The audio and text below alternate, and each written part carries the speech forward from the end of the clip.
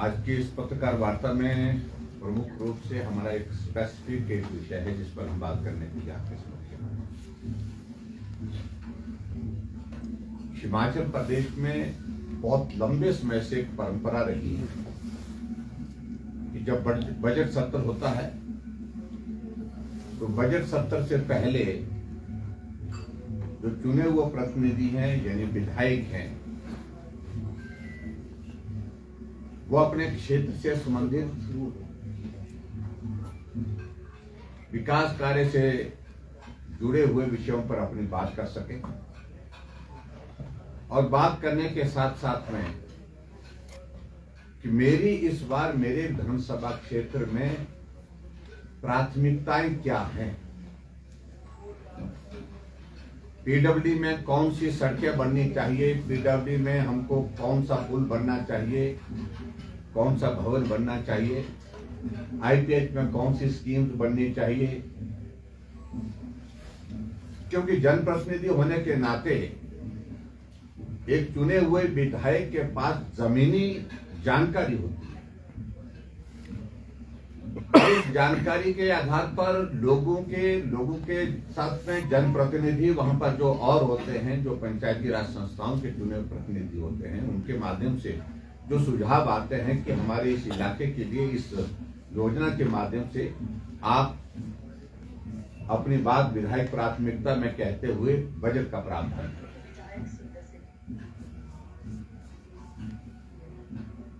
और परंपरा है, इसलिए इस परंपरा के अंतर्गत एक विषय यह भी रहता है कि आगामी जो बजट सत्र आ रहा है उस बजट सत्र में आपके सुझाव क्या है, मित्र व्यर्थता से संबंधित क्या सुझाव, रेवेन्यू जनरेट करने की दृष्टि से क्या सुझाव, उन सारी बातों को लेकर के इस विधायक प्राथमिकता की बात में चर्चा होती है। और ये बैठक मुख्यमंत्री जी की अध्यक्षता में होती है और मुख्यमंत्री और बीच में संबंधित विधायक के कुछ प्रश्नों के जवाब के लिए मंत्री भी इसमें इंटरवीन करते हैं। पिछले 2 वर्षों से हिमाचल प्रदेश में कांग्रेस पार्टी की सरकार है और 2 वर्षों से जो हमारे चुने हुए विधायक ऑपोजिशन के विशेष तौर से जिनका मैं जिक्र करना चाहूंगा, परंपरा के हिसाब से उसका पालन करते हुए विधायक प्राथमिकता की बैठकों में जाते रहे। लेकिन हमें इस बात को लेकर के अफसोस है कि 2 वर्ष के कार्यकाल में ऑपोजिशन के विधायकों की डीपीआर बनने की प्रोसेस अधिकांश जगह पर हुई ही नहीं है। मैं अगर अपनी ही बात कहूं, बाकी अगर विधायक अपने अपने क्षेत्र की बात कहना चाहेंगे तो मैं कहूंगा कि वो भी कह सकते हैं कि दो स्पेसिफिक इश्यूज को लेकर जो हमने प्राथमिकता दी है, पीडब्ल्यूडी में दी है, आईपीएच में दी है, उसकी डीपीआर बनाने की प्रोसेस ही शुरू नहीं है।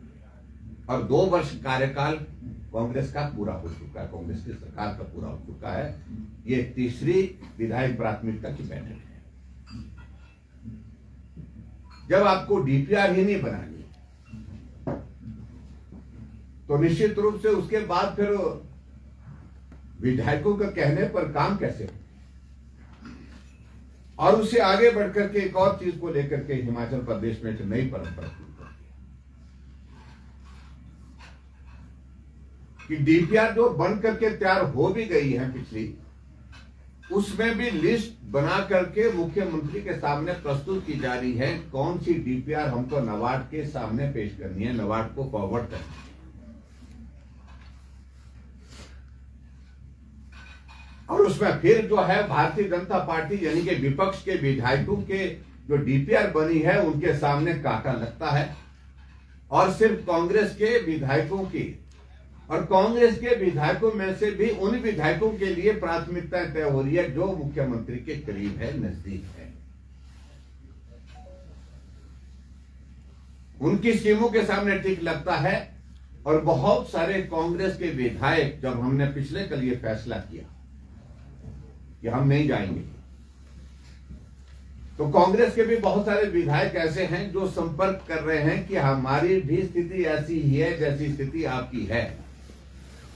मैं समझता हूं ये बहुत दुर्भाग्यपूर्ण है।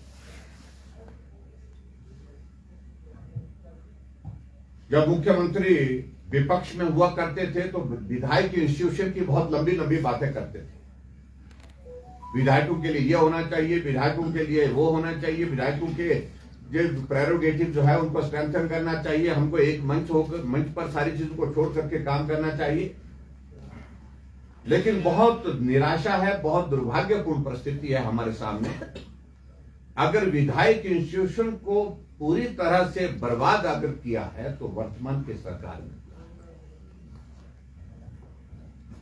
हम विधायक चुने हुए हैं, लेकिन विधायक होकर के भी हम डिप्टी कमिश्नर को लिखते हैं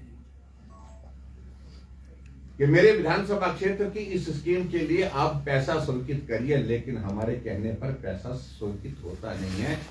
जो कहीं चुनाव में नहीं जीते हैं, जिनने कहीं ने चुनाव भी नहीं लड़ा है, अगर चुनाव लड़ा है तो चुनाव हारे हैं, उनके लिए वो भी स्पेसिफिक होकर के कांग्रेस पार्टी में भी एक एक विधानसभा क्षेत्र में 3-3 4-4 नेता हैं, लेकिन जिस का नाम सुक्खू जी ने डिप्टी कमिश्नर को यहां से भेजा है कि इस विधानसभा क्षेत्र में अमुक कांग्रेस के इस नेता के कहने पर काम होंगे, बाकी उनके कहने पर काम नहीं होंगे, उस प्रकार से पैसा स्वीकृत किया जा रहा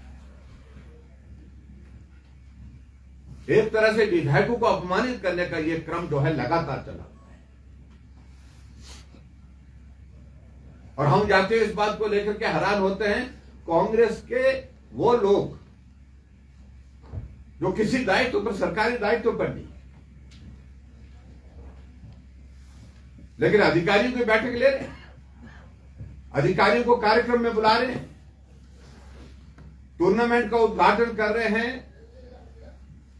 स्कूल के एनुअल फंक्शन में वो वहां पर जाकर के भाषण दे रहे हैं, और इनके मंत्री जहां प्रवास पर जाते हैं स्थानीय विधायक को निमंत्रण ही नहीं दे रहे हैं, ऑपोजिशन के विधायकों को निमंत्रण ही नहीं दे रहे।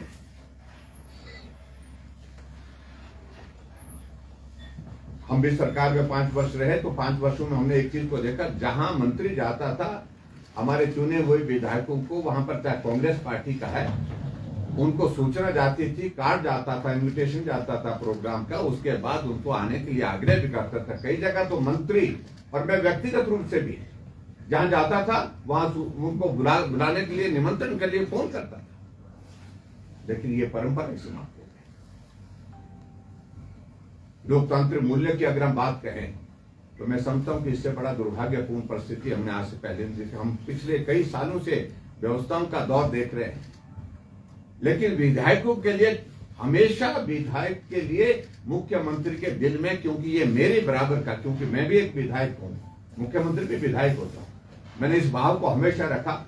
उनके कहने पर जो किया जा सकता है, जो जनहित के जो मुद्दे होते थे, उन मुद्दों को समाधान करने की दृष्टि से हमेशा हमने काम करने की कोशिश की। ऐसी परिस्थिति में मैंने अपने विधायक दल के सब साथियों के साथ बात और चर्चा करने के बाद हमारे सभी विधायकों का एक मत से एक फैसला था, और ये फैसला ये था कि जितना अपमानित विधायक इस वर्तमान सरकार के कार्यकाल में हुआ है, चाहे वो विधानसभा क्षेत्र के अंतर्गत सरकारी कार्यक्रमों में उनकी अनदेखी करना, अगर कोई विधायक मंच पर चला भी जाता है, मुख्यमंत्री या मंत्री की उपस्थिति में उनको जलील किया जाता है। मंजार विधानसभा क्षेत्र में तांदी के गांव में आग लग गई, मुख्यमंत्री जी वहां गए, वहां के विधायक सुरेंद्र शौरी जी ने कहा कि मैं भी 2 शब्द बोलना चाहता हूं,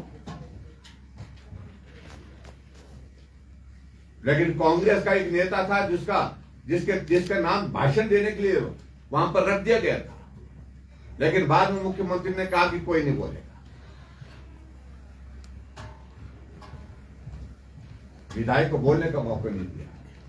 इतना बड़ा हादसा हुआ, उस हादसे में विधायक मुख्यमंत्री के सामने अपने क्षेत्र की बात को रखने के लिए वहां पर उपस्थित था, लेकिन उसके बावजूद उनको बोलने का मौका नहीं है।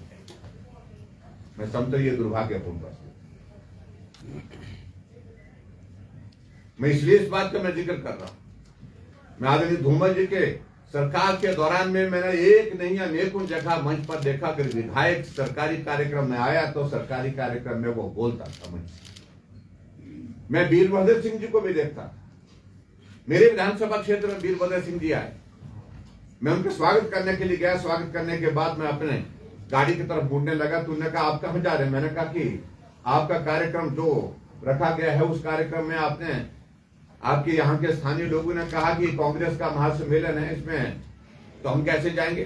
बोलते कुछ नहीं, बोलता आप आइए गाड़ी में बैठिए। पकड़ करके गाड़ी में उठाया और वहां पर कार्यक्रम में भी पहुंचाया और वहां पर भाषण देने के लिए भी सरकारी कार्यक्रम में। इसलिए मुझे लगता है कि विधायक कितनी बार अपमानित होगा, कहां कहां अपमानित होगा।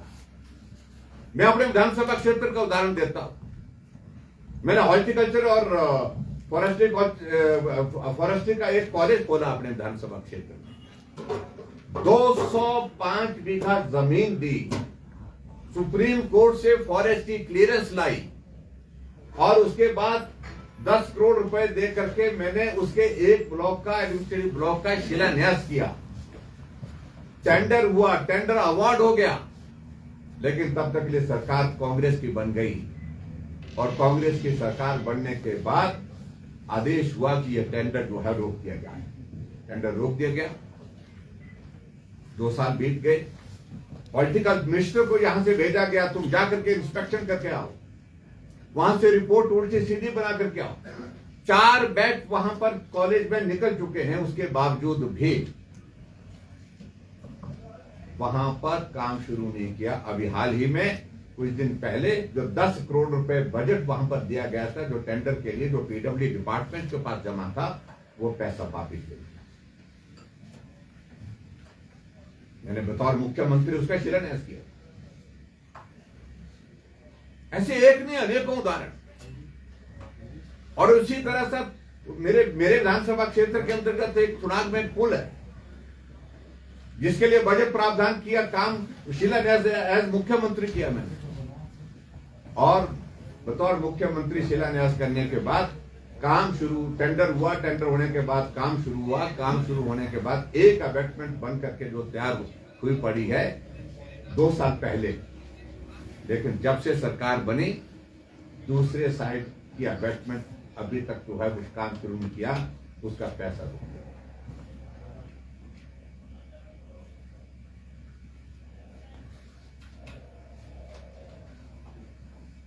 एक नर्सिंग का कॉलेज है हमारे वहां पर, उसका काम रुका पड़ा हुआ, पैसा बंद कर दिया। मैं कितने उदाहरण दूं सारी चीजों को लेकर। और ऐसे उदाहरण एक विधानसभा क्षेत्र में नहीं, अनेक विधानसभा क्षेत्र में इस प्रकार के उदाहरण देखने को मिले। जहां जहां भारतीय जनता पार्टी का विधायक है वहां काम रोकना, काम बंद कर दिया। उल्टा यह होता कि मुख्यमंत्री जाता है या मंत्री कहीं किसी विधानसभा क्षेत्र में, ऑपोजिशन के विधानसभा क्षेत्र में जाता है, जब देखते हैं कि ये काम चला हुआ था, काम रुका है, तो आदेश करते हैं कि काम क्यों रुका है, इस काम को शुरू करना चाहिए। और यहां उल्टा है, काम अगर शुरू हुआ था तो ये काम क्यों चल रहा है, इसको बंद करने के आदेश देकर क्या। जब इस प्रकार के हालात होंगे तो विधायक इंस्टीट्यूशन को तो तबाह कर दिया, बर्बाद कर दिया हिमाचल प्रदेश।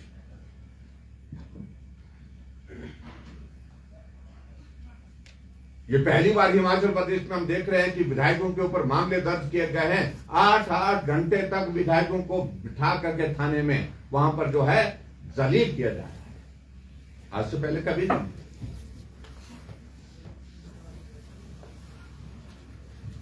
और उसके बाद हमसे पूछा जा रहा है कि विधायक प्राथमिकता की बैठकों में आना चाहिए। हमें मालूम, हम अपने दायित्व से अच्छी तरह से परिचित हैं, हमें इसे समझाने की कोशिश कोई ना करे। कहा कि जनहित के मुद्दों को उठा सकते थे वहां, उठाने के लिए हम लगातार जाते रहे वहां पर, उस परंपरा का पालन करते रहे विधायक प्राथमिकता की बैठक में जाकर के, लेकिन उसके बावजूद हुआ जब कुछ नहीं, उल्टा जो बोला गया उसके विपरीत काम हुआ। एक स्वभाव बन गया मुख्यमंत्री जी का और इस वर्तमान सरकार का कि जो बोला जाता है उसके विपरीत काम करना।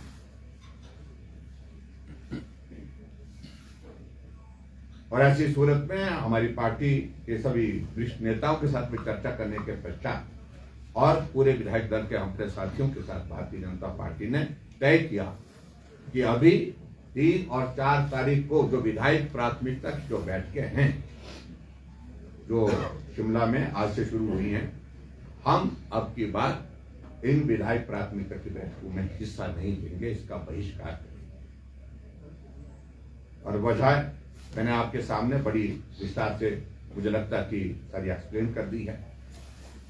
और इसी तरह से मैं इस बात को मैं बिल्कुल कहना चाहूंगा कि जो मुद्दों को लेकर के कोई कह रहे हैं कि भाई आप अपने क्षेत्र का प्रतिनिधित्व करते हुए आपको बात कहनी चाहिए थी, हम अभी बजट सत्र आएगा, बजट सत्र के दौरान विधानसभा के अंदर उन मुद्दों को उठाएंगे जो आज की इस बैठक में उठा नहीं पाए। लेकिन उठाने का कोई औचित्य नहीं है, कोई सुनता नहीं। और मैं इस बात को लेकर के हैरान हूं कि नीचे के सिस्टम में जो व्यवस्था परिवर्तन के लिए दौर आया, कभी भी चुने हुए प्रतिनिधियों को इतना अपमानित नहीं होना पड़ा जितना अपमानित वर्तमान की सरकार में हमारे चुने हुए प्रतिनिधियों को होना पड़ रहा है। विधायक निधि का पैसा हम संकित करके भेज रहे हैं, हम किसी कम्युनिटी सेंटर के लिए 3 लाख रुपए भेज रहे हैं, लेकिन रिलीज 10,000 रुपए किया जा रहा है, क्योंकि ट्रेजरी में सीलिंग लगा करके रख दी है कि 10,000 रुपए से ज्यादा पैसा रिलीज नहीं करना। आखिरकार विधायक जाए तो कहां जाए? हमारे पास फिर एक ही प्लेटफॉर्म रहता कि हम इन मुद्दों को लेकर के आपके माध्यम मीडिया के सामने प्रदेश की जनता, अपने विधानसभा क्षेत्र की जनता के समक्ष रखें ये हालात। तो इसलिए हमने तय किया कि अपमानित करना बंद करिए, जलील करना बंद करिए विधायकों को, और खासतौर से विधायकों के इंस्टीट्यूशन को बर्बाद करना बंद करिए जिस प्रकार से वर्तमान सरकार कर रही है। कोई भी काम विधायकों के, पर्टिकुलरली जो अपोजिशन के हमारे हैं, विपक्ष के हैं, उनके कहने पर नहीं किया जा रहा है। और मुझे इस बात को लेकर के हैरानी भी होती है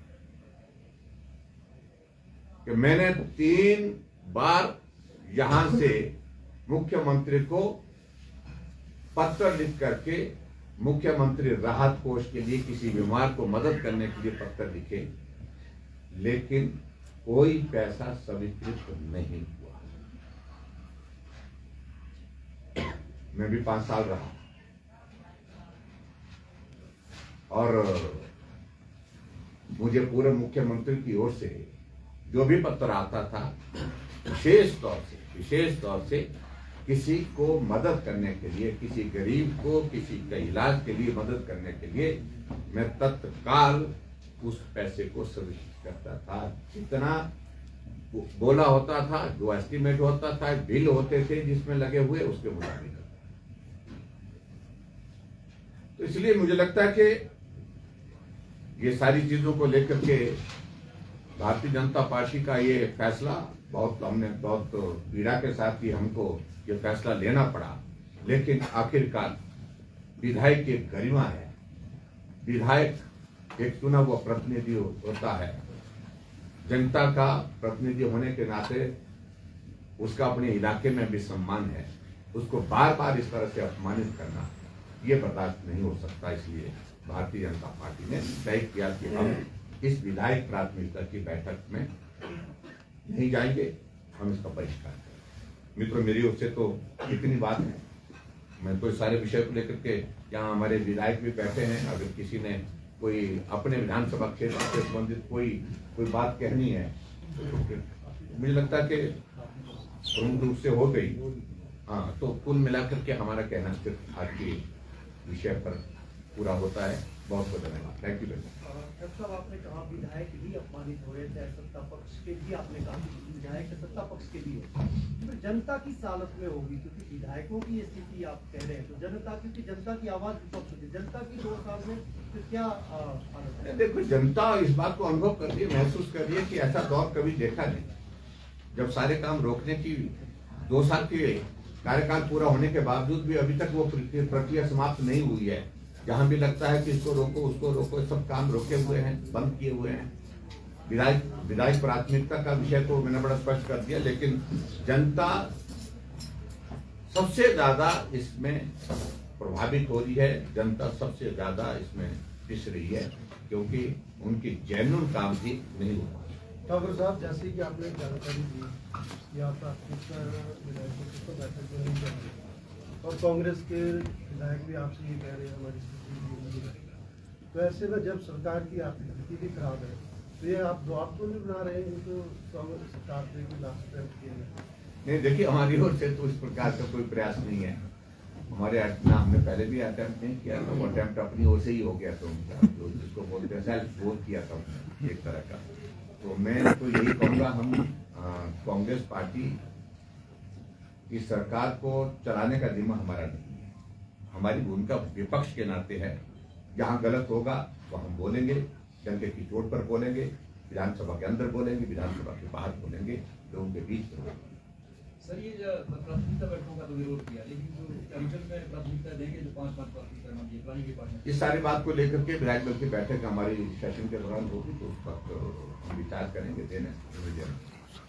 सर, परंपरा क्योंकि बहुत पुरानी है, और अगर इसी तरह से विधानसभा की परंपराएं होती रहेंगी तो कहीं लगता नहीं कि वैल्यू धीरे धीरे खत्म होती है। देखिए, मैं इस बात को पहले ही कह चुका हूं कि हम बहुत पीड़ा के साथ इस फैसले को लेने की विवश हैं। आज से पहले जब भी विधायक प्राथमिकता की बात होती थी, वहीं पर ही कुछ चीजों को लेकर के जब चर्चा होकर के डायरेक्शन होती थी, ये काम क्यों रुका है, ये काम क्यों नहीं शुरू हो रहा है, इस सारी चीज को लेकर के डायरेक्शन होती थी, क्योंकि अधिकारी वहीं पर उपस्थित होते थे। लेकिन वर्तमान सरकार में 2 वर्ष के कार्यकाल में विधायक प्राथमिकता में जो डीपीआर लिख करके हमने दी हुई है, उसकी कई जगह प्रोसेस ही शुरू नहीं हुई है। तो आखिरकार विधायक वहां पर जाकर के करेंगे, इसलिए विधायकों ने, सब लोगों ने तय किया कि जब हमारे काम होने ही नहीं, चाहे हम लिख करके दें, चाहे हम बोल करके आए, लेकिन उसके बावजूद सुनवाई जब नहीं हो पा रही, तो ऐसी सूरत में परंपरा टूटी है।